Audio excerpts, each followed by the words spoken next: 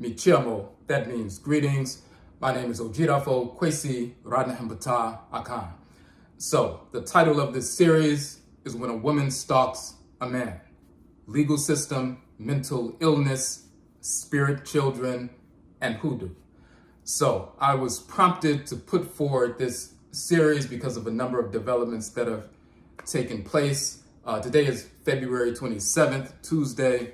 Last week, on Tuesday, February 20th, I received an email from the Assistant Attorney General who was prosecuting the case against the defendant, the woman who has been stalking me for the past 5.5 years. It was an update. She was simply letting me know that the individual will be receiving or assigned a new defense attorney. She dismissed her previous defense attorney, and there will be a status update, a status hearing rather, next month, March, and then a trial date will be set for the second criminal contempt charge. The first criminal contempt trial was back in June. The defendant was found guilty. She was sentenced to 180 days incarceration. That was suspended contingent upon her meeting her probationary requirements for 1 year. Once we left the courtroom, 1 week later, she violated the anti-stalking order once again, and therefore we had to go back to court in August for a probation revocation hearing, a show cause hearing. She was found guilty, of course, and she was handcuffed in the courtroom and taken to prison. Once she was released, a few weeks after that, she violated the anti-stalking order once again, and a new criminal contempt charge was filed, and this is the case that we are engaged in right now. So I want to go into some detail about these 5.5 years. We're going to talk about mental illness, which is central to this case. We're going to talk about spirit children and hoodoo that ended up in the civil suit as well as the criminal case, and also in the petition to the appellate court and the writs of certiorari with the Supreme Court. Certain individuals who are mentally ill, and I've worked in the field, before I became an entrepreneur, I worked in the field of mental health for over a decade in Chicago, where I'm from, and even when I moved to DC a few years back, working in the field of mental health with children and therapeutic foster care, as well as with adults and so forth. There are different degrees and manifestations and expressions of mental illness.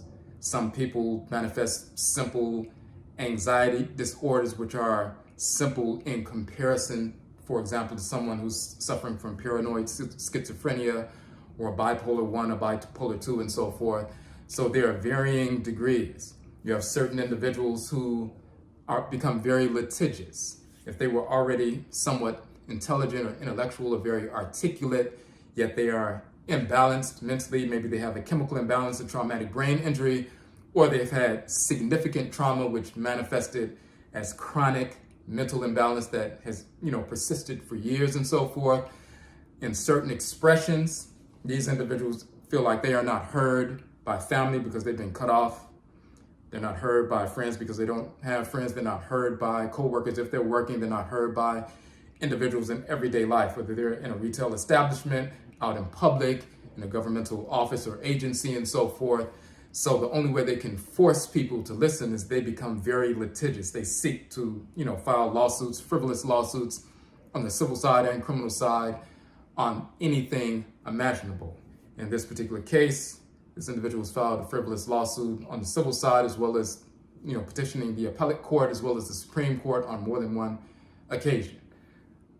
We're going to get into all of that. When we talk about spirit children and hoodoo, we're going to talk about in the civil lawsuit how this individual requested that the judge order that I pay back child support, not for her biological children, because I'm not the biological father and we've never had any form of relationship whatsoever.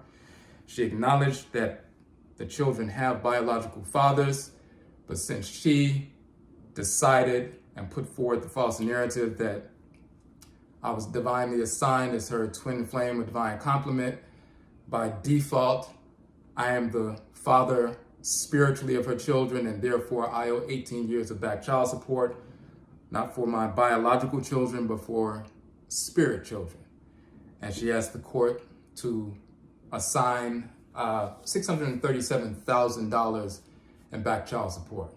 That's only one instance. There are many, many more in this case. So we're going to get into detail about that. So I'm going to show with documentation. Everything I talk about here has been documented in the civil cases as well as the criminal case. So nothing here is defamatory. Everything has been assessed. You know, trial judges are finders of fact. And when these issues are assessed and adjudicated and a verdict is rendered and so forth, you know, we're talking about something that's part of the public record. When you search on the DC Superior Court case search, you know, page and so forth, you can find this information available to the public. So first I want to show the original anti-stalking order. It's very important to note, I looked at some statistics today, 1 out of every 3 women have been stalked at some point in their lifetime, which is insane. 1 out of every 6 men have been stalked in their lifetime, which is also insane.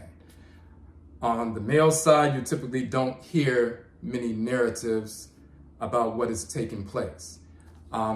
With this information, hopefully what we will be able to do is assist people to navigate their way through the legal system on the civil side as well as the criminal side, especially when someone is very litigious and puts forward frivolous lawsuits and, you know, petitioning the appellate courts and sending out subpoenas and so forth and creating delays and engaging in maneuvers that push court dates back 2 months, 3 months, 4 months, 6 months, 8 months, which has happened in this case. Some people will simply give up, and we want to assist people in that process. We also want to assist people to understand how to navigate when you have someone who is, you know, mentally ill, yet this is the person that's stalking you, showing up at your home, showing up at your place of, you know, business and so forth, reaching out to people you're connected with all over the country, weaving false narratives, putting you all over social media and so forth, false narratives. We're going to get into all of that. A number of different things have taken place, and when I've shared this with certain individuals, they can't believe the things that have taken place. So we're going to get into all of that. When we talk about spirit children and hoodoo, when someone is mentally ill, they begin to corrupt manifestations of spiritual expression, and then those corrupted manifestations they seek to employ to put forward a false narrative within their own mind, and then if that person is litigious, they bring that to court as well. So we're going to get into how this individual was representing herself. She's mentally ill, so she has me on the witness stand and she's cross-examining me. We're going to really get into a lot. So first I want to read I'm going to pull up certain documents, and first I want to show you the original ASO, the original anti-stalking order, and then the extension. Okay, so you can see this is the anti-stalking order, Domestic Violence Division, Washington, D.C., D.C. Superior Court.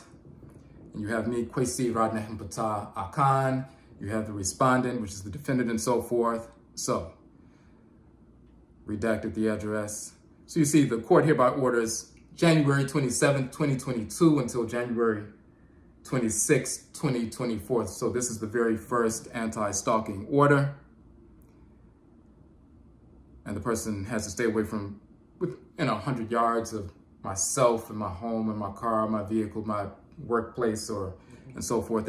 She can't communicate with me by phone or in writing, electronic or social media, directly, indirectly through a third party and so forth. And then the final part, it's not allowed to possess firearms. So you see that the first order was signed and granted on January 27th, 2022. The second order, when you see here, this order is hereby extended from January 10th, 2024. I had to go back to court right before the 2 years was up to file for an extension because she had violated the original court order on multiple occasions, which led to her incarceration. And you'll see that it's from January 10th, 2024 to January 9th, 2026. So how did we get to this point? I'm going to take you chronologically back 5.5 years to how everything started, how everything unfolded, and we're going to get into a lot of information.